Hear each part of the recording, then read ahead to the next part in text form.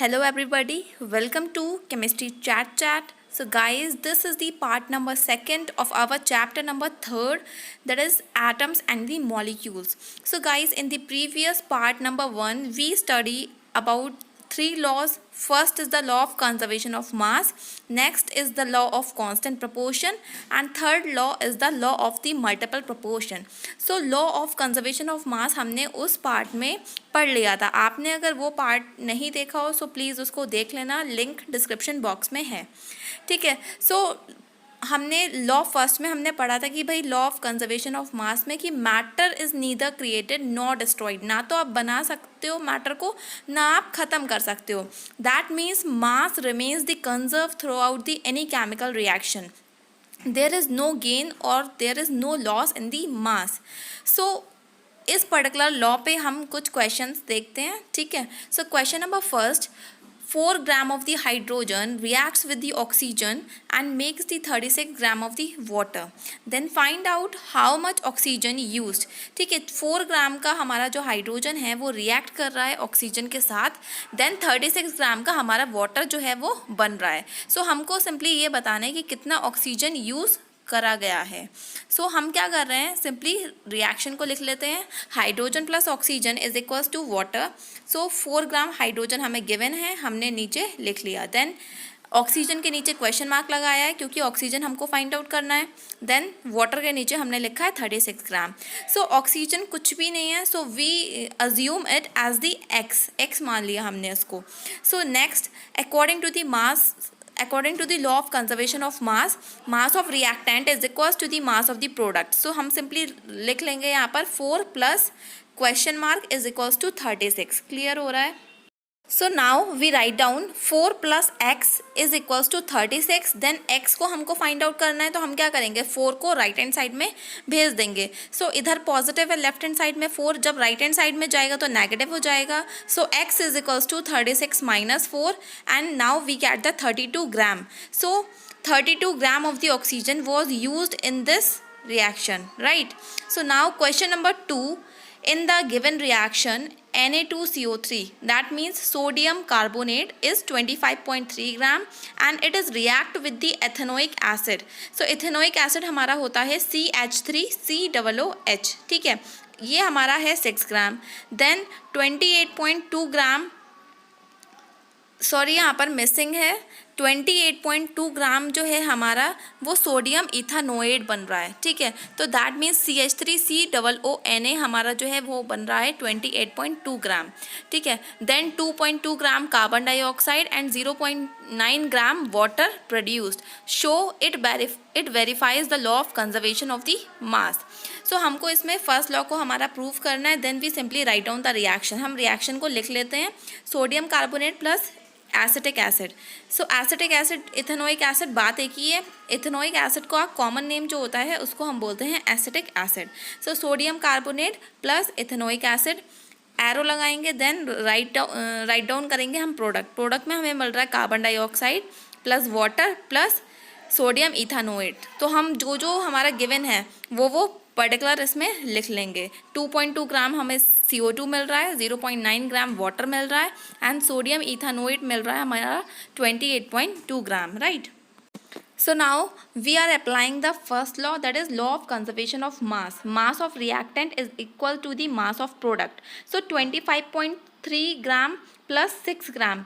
25.3 हमारा क्या था, सोडियम कार्बोनेट था एंड 6 ग्राम जो है वो हमारा क्या था, इथेनोइक एसिड था. ठीक है. सो रिएक्शन में हमें क्या मिला था, प्रोडक्ट में हमें मिला था 28.2 ग्राम का sodium ethanoate plus 2.2 gram carbon dioxide and 0.9 gram water. Then on adding this we will get 31.3 gram on the left side and on the right side we also get the same thing.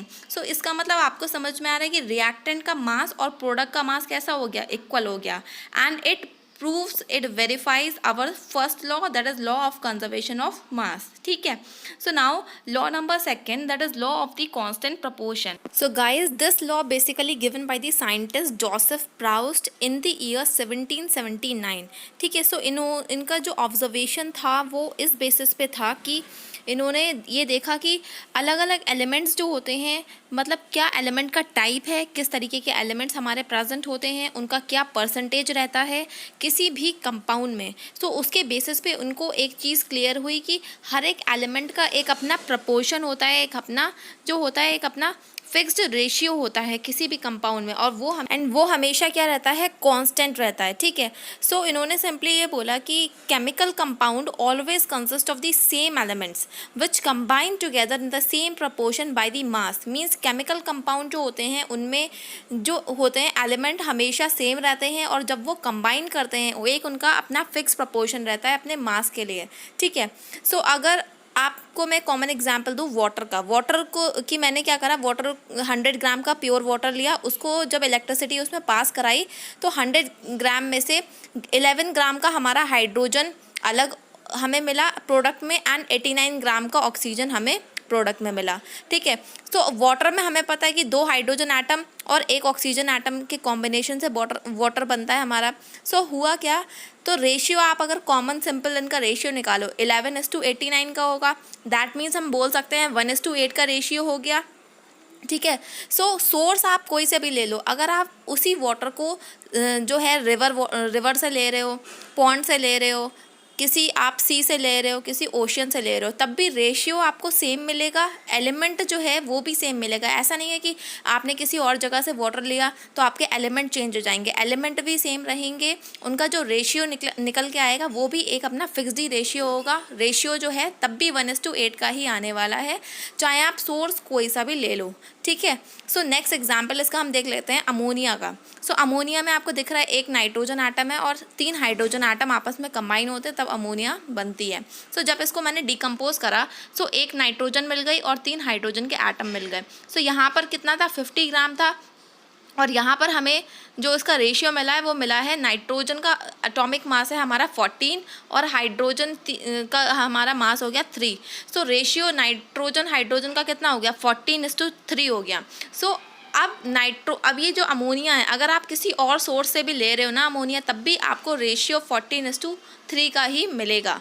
सो ये हमारा था law of the definite proportion. ठीक है, सो इसको हम law of the constant proportion भी बोलते हैं। ठीक है, इतना क्लियर हो रहा है। So now question number first, in an experiment 60 gram of the sodium oxide was obtain from the 10 gram of the sodium. कोई आप एक्सपेरिमेंट करा रहे हो, उसमें आपने 60 ग्राम की सोडियम ऑक्साइड को ऑब्टेन करा है। कहाँ से ऑब्टेन करा है, 10 ग्राम की सोडियम से। फिर आपने दूसरा एक्सपेरिमेंट कराया, उसमें 30 ग्राम की सोडियम ऑक्साइड जो है वो हमें देती है रिडक्शन करने के बाद 5 ग्राम का सोडियम। सो हमको इसमें क्या करना है, हमको simply law of constant proportion या फिर हम कह सकते हैं लॉ ऑफ डेफिनेट प्रपोर्शन को वेरीफाई करना है।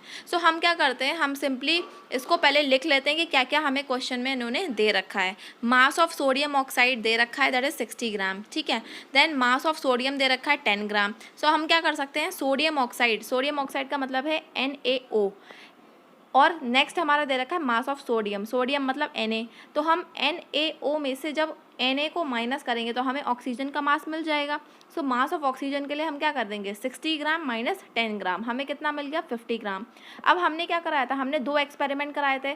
सो हम क्या करेंगे, एक एक को सॉल्व करते जाएंगे। फर्स्ट सैम्पल ले लेते हैं, उसमें सोडियम और ऑक्सीजन का मास हम पुट कर लेते हैं। सोडियम का मास कितना है, 10 ग्राम, एंड हमारा ऑक्सीजन का मास अभी हमने निकाला है कितना है, 50 ग्राम।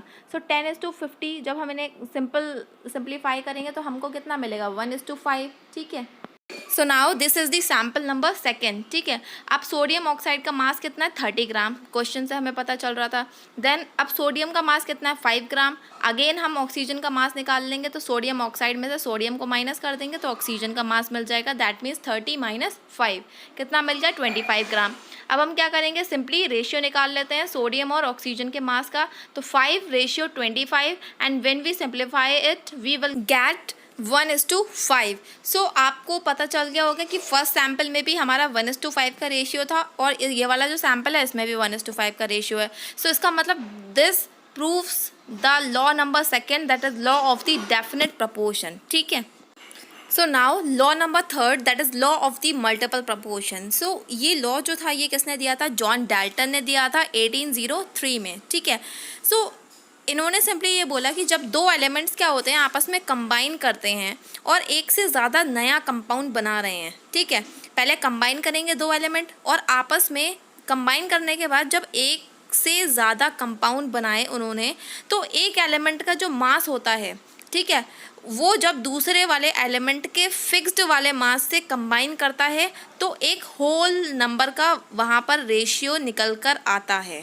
ठीक है। यही मैंने यहाँ पर लिखा है कि it states when two elements combine to form more than one compound then mass of one element which combine with the fixed mass of the other element will be always the ratio of the whole number, ठीक है। इसको अभी और हम देखते हैं अच्छे से। अब आपको दिख रहा होगा यहाँ पर क्या है, कार्बन और ऑक्सीजन जो हैं वो आपस में कंबाइन होकर एक से ज़्यादा नए कंपाउंड बना रहे हैं। फर्स्ट वाले में ऊपर दिख रहा होगा CO बना है, दैट मीन्स कार्बन मोनोऑक्साइड बन रहा है। सेकंड हमारा जो कंपाउंड बना है वो है कार्बन डाइऑक्साइड, ठीक है। अब देखो, अब हम इनके क्या कर रहे हैं, मास को, एटॉमिक मास को निकालते हैं। कार्बन का एटॉमिक नंबर होता है 6, इसका एटॉमिक मास हो जाएगा 12 ग्राम। देन ऑक्सीजन का एटॉमिक नंबर होता है हमारा 8, तो उसका एटॉमिक मास हो जाएगा 16 ग्राम, ठीक है। अब कार्बन डाइऑक्साइड की हम बात करेंगे तो कार्बन का अगेन एटॉमिक मास 12 ग्राम, यहाँ पर ऑक्सीजन 2 हैं तो 16 की आप 2 से मल्टीप्लाई करोगे मिल जाएगा आपको 32 ग्राम। अब हम क्या कर रहे हैं, ऊपर और नीचे जो हमारे जो दो यहाँ पर नए कंपाउंड बने हैं उनमें हम क्या करेंगे, उनकी ऑक्सीजन का रेशियो पता करेंगे।